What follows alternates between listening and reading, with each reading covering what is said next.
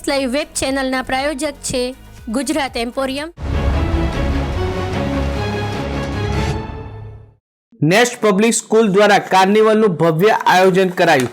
અમદાવાદના નિર્ણયનગર વિસ્તારમાં આવેલ નેસ્ટ પબ્લિક સ્કૂલ ખાતે આજથી કાર્નિવલનો ભવ્ય પ્રારંભ થયો છે। કાર્નિવલ 7 જાન્યુઆરી સુધી ચાલનાર છે, જેમાં 2000થી વધુ વિદ્યાર્થીઓએ શ્રી રામ જન્મભૂમિ, G20, સ્વચ્છતા અભિયાન, બેટી બચાવો બેટી પઢાઓ અને આઝાદી કા અમૃત મહોત્સવ અંતર્ગત 164 પ્રોજેક્ટ તૈયાર કરવામાં આવ્યા છે। આ સમગ્ર કાર્નિવલનું સંચાલન વિદ્યાર્થીઓ દ્વારા કરવામાં આવ્યું છે।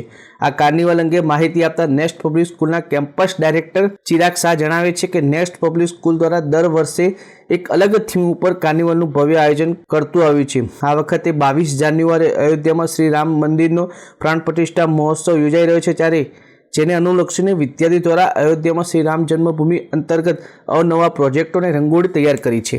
રામ મંદિર જન્મભૂમિનો નિર્માણનો પ્રસંગ છે અને એનું સફળ આયોજન થાય અને સફળતા મળે એ માટે માનનીય વડાપ્રધાન શ્રી તેમજ ગૃહમંત્રી અમિતભાઈ શાહ સાહેબ આ બધાથી લઈને આખો દેશ આ કાર્યક્રમની સફળતા માટે રામ મંદિરના નિર્માણને ધ્યાનમાં રાખીને ભારતના ભવ્ય ઇતિહાસની ઝાંખી કરાવતા 164 પ્રોજેક્ટ તૈયાર કર્યા, જેમાં 1947થી લઈને 2023 સુધીમાં બનેલી અભૂતપૂર્વ સિદ્ધિઓને સુવર્ણ ઇતિહાસમાં રજૂ કરવામાં આવી અને અયોધ્યાના રામ મંદિરના નિર્માણ માટે વિદ્યાર્થીઓ દ્વારા ગીતાના શ્લોકનું તેમજ સરસ મજાની રામ મંદિરની રંગોળી અને સરકારશ્રીની મુવમેન્ટ જેવી કે G20, સ્વચ્છ ભારત અભિયાન, બેટી બચાવો બેટી પઢાઓ, મેરી મિટ્ટી મેરા દેશ જેવી 19 પ્રકારની વિવિધ મુવમેન્ટ જે અત્યારે સરકારશ્રી દ્વારા સતત વેગ મળી રહ્યો છે, એ મુવમેન્ટને વધારે વેગ આપવા માટે આ કાર્નિવલમાં ભવ્ય આયોજન કરવામાં આવ્યું છે। આ કાર્નિવલ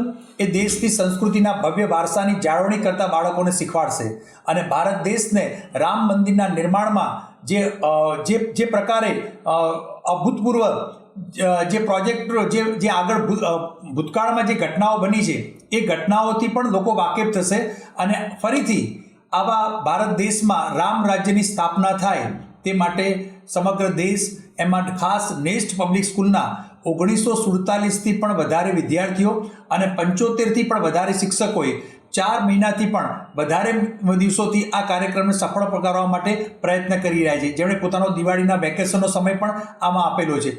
ઈસવીસન 1947થી 2023 સુધીનો ભારતનો ભવ્ય ઇતિહાસ દર્શાવતા વિવિધ પ્રોજેક્ટો તૈયાર કરે છે, જેમાં G20, સ્વચ્છતા અભિયાન, બેટી બચાવો બેટી પઢાઓ જેવા અનેક વિષયો આવરી લેવામાં આવે છે। આ માટે સ્કૂલના 75થી વધુ શિક્ષકો દ્વારા છેલ્લા 6 મહિનાથી અથાગ મહેનત કરી રહ્યા હતા।